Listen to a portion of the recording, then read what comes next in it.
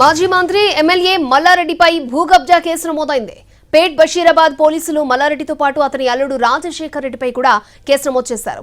పేట్ బషీరాబాద్ లో 32 గుంటల స్థలం కబ్జా చేశారని సాఫ్ట్వేర్ ఇంజనీర్ సేరి శ్రీనివాస్ రెడ్డి ఫిర్యాదు చేశారు. తమ స్థలంలో ఉన్న నిర్మాణాలను మల్లారెడ్డి కూల్చేశారని ఆరోపించారు. దీంతో పోలీసులు కేసు నమోదు చేసి దర్యాప్తు చేస్తున్నారు.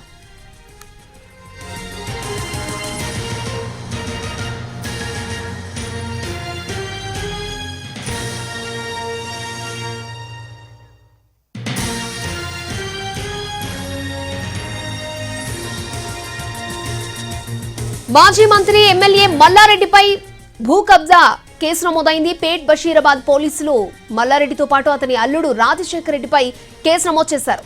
పేట్ బషీరాబాద్ లో 32 గుంటల స్థలం కబ్జా చేశారని సాఫ్ట్వేర్ ఇంజనీర్ సేరి శ్రీనివాస్ ఫిర్యాదు చేశారు. తమ స్థలంలో ఉన్న నిర్మాణాలను మల్లారెడ్డి కూల్చేశారని ఆరోపించారు. దీంతో పోలీసులు కేసు నమోదు చేసి దర్యాప్తు చేస్తున్నారు.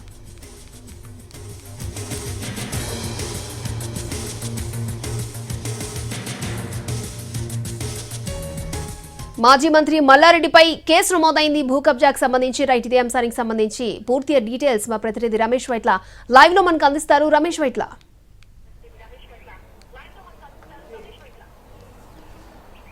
ఏదైతే మాజీ మంత్రి మల్లారెడ్డి పైన పేట్ బషీరాబాద్ పోలీస్ స్టేషన్ లో కేసు నమోదు కావడం జరిగింది. అయితే షేరి శ్రీనివాస్ రెడ్డి సాఫ్ట్వేర్ ఇంజనీర్ ఇచ్చిన ఫిర్యాదు మేరకు కేసు నమోదైనట్లు అధికారులు చెప్తున్నారు. అయితే దీనికి సంబంధించి ఎఫ్ఐఆర్ నమోదైంది. మొత్తం 7 సెక్షన్ల కింద కేసు నమోదు చేశామని చెప్పి కూడా అధికారులు చెప్తున్నారు. దీంట్లో మొత్తంగా చూసినట్లయితే 447, 427, 341, 353, 152, 147 రెడ్ విత్ 149 ఐపీసీ మొత్తంగా 7 సెక్షన్ల కింద మల్లారెడ్డి అల్లుడైన రాజశేఖర్ రెడ్డి మొత్తం ఇద్దరి పైనతో పాటుగా మొత్తం 15 మంది పైన కేసు నమోదైనట్లు అధికారులు చెప్తున్నారు. మొత్తంగా మల్లారెడ్డి పైన 447, 427, 341, 353, 157, 147 రెడ్ విత్ 149 ఐపీసీ సెక్షన్ల కేసు నమోదైంది.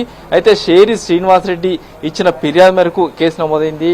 ఈ మేరకు ఏదైతే తమ ల్యాండ్లో మొత్తంగా 32 గుంటల ల్యాండ్ వ్యవహారంలో మల్లారెడ్డి అల్లుడు అయిన రాజశేఖర్ రెడ్డి ఇద్దరిపైన కూడా కేసు నమోదు చేసినట్లు అధికారులు పేర్కొనడం జరిగింది. దీంట్లో మొత్తం 32 గుంటల ల్యాండ్ సంబంధించి విషయంలో చూసినట్లయితే మల్లారెడ్డి తన ల్యాండ్ లోకి ప్రవేశించి అక్కడ ఉన్న నిర్మాణాలను మొత్తం కూడా కూల్చివేశాడు. ఆ నిర్మాణాలను మొత్తం కూడా అక్కడున్న నిర్మాణాలతో పాటు అక్కడున్న కొంతమంది బెదిరించాడు, దాడిలో పాల్పడ్డాడు. మల్లారెడ్డి అల్లుడేంట మల్కాజ్గిరి ఎమ్మెల్యే అయిన రాజశేఖర్ రెడ్డి వీళ్ళిద్దరు కలిసి కూడా స్థలంలోకి బలవంతంగా చొచ్చుకొని వచ్చి అక్కడ నిర్మాణాలను కూడా మొత్తం కూల్చివేశారు అన్న ఆరోపణల మేరకు ఫిర్యాదు చేయడం జరిగింది.